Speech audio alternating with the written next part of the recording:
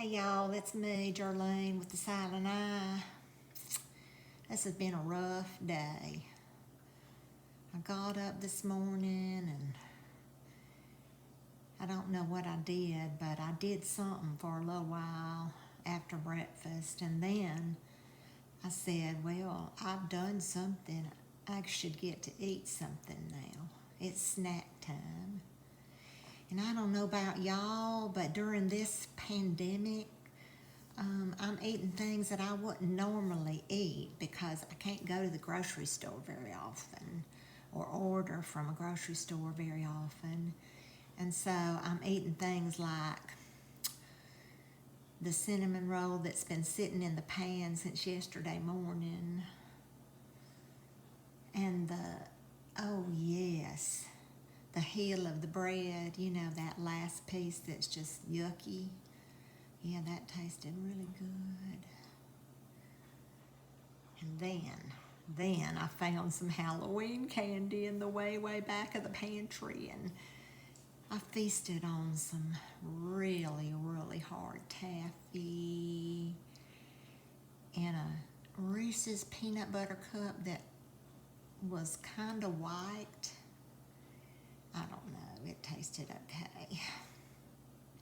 But while I was doing that and gaining weight, I thought about other things that might have been invented during a lockdown like this. I imagine somewhere, sometime, there was this woman that got up, ate her breakfast, loitered for a little while, doodled for a little while, did her hula. And then she said, boy, that hula dancing can wear you out, make you hungry. So she went on there in the larder. That's what they used to call the pantry, the larder. She went on in there and she said, wonder what I can find to eat. She's found some butter. She said, butter is good. So she threw the whole thing, it's a pound of butter she threw in there in the bowl. She said, you know what? I could eat this butter. That's how bored I am. But sugared butter tastes even better. So let me see if I've got any sugar. And so she found her a pound of sugar and threw that in the bowl. Beat it up good, put in a few eggs, beat them up good. Said, this is looking so good. I could add some flour to this and bake it up. And that's what she did. She found a pound of flour, put it in there, beat it up real good, put it in the oven, and oh, the smell. Smelled so good. And she ate herself the very first pound cake. Yep, I bet it was invented then. The next morning she came out, like she usually does, she made some biscuits. She went in there and she said, where's the butter? Oh yeah, I ate that yesterday. So she went back out and she looked at her biscuits and she said, I can't just eat those biscuits plain. I've got to have a little something on them.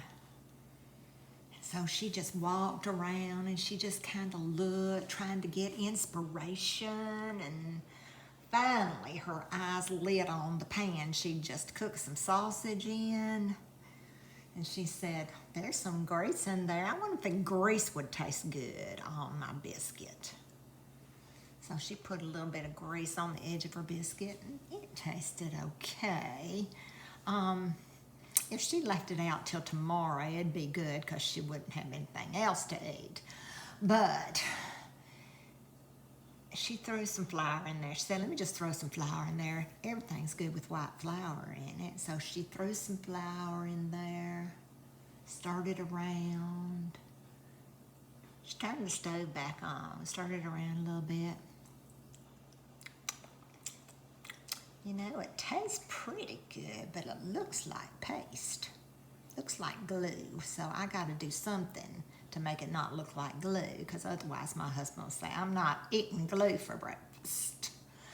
So she put some pepper in there and some salt, and it started looking a little bit better. She said, well, I'll try this. And she put his biscuit out there and his sausage out there and then started heaping this stuff on his biscuit. He said, what is that? That's not butter. And she said, well, we ate the butter yesterday. It was in that pound cake that I made. And he said, oh, you got any more of that pound cake? And she said, no, we finished that off last night. And so he tasted the stuff and he said, this tastes pretty good. This is kind of like putting gravy on biscuits. And that's when she knew she had something, and you and I know it as biscuits with gravy. And it was invented during a lockdown, I'm sure. I'm sure it was. Oh yeah, I was just wondering what other foods might have been invented during pandemics or lockdowns, and I looked it up on the Google, and I found out that in 1918, now I don't know if it has anything to do with the 1918 pandemic, but in 1918, maybe fortune cookies were invented. Because when you look at it, I mean, all these different people are claiming that they invented fortune cookies. You know, if I was going to claim I invented something, I would claim something better than that. But anyway, one of the stories is that during that time in California, there's this Chinese man, and he just noticed that all of these people were so hungry in his neighborhood, and so he started baking these cookies, and he was going to hand them out. So in order to make it, let them know he was thinking about them, he just put a Bible verse inside of the cookie, and he handed them out for free to people.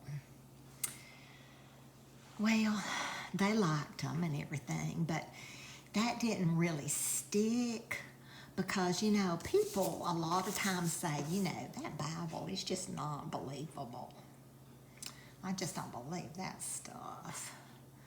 And so the person really liked the fortune cookie idea, so instead of Bible verses, they started putting like wishes or, you know, fortunes. They call them fortunes in them, like you will meet a handsome man, or you will come into a lot of money, or you will turn into a beautiful unicorn, or something like that inside.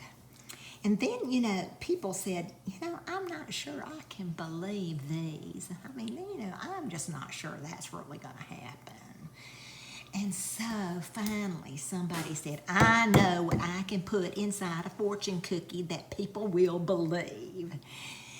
And that's why now, when you get a fortune cookie, a lot of times it has your horoscope in it. That's believable. All right, you gals or guys, go invent a delicious something. You can't give it away like you did the fortune cookies, because then people would say, does this have the coronavirus on it? But you can eat it. Enjoy.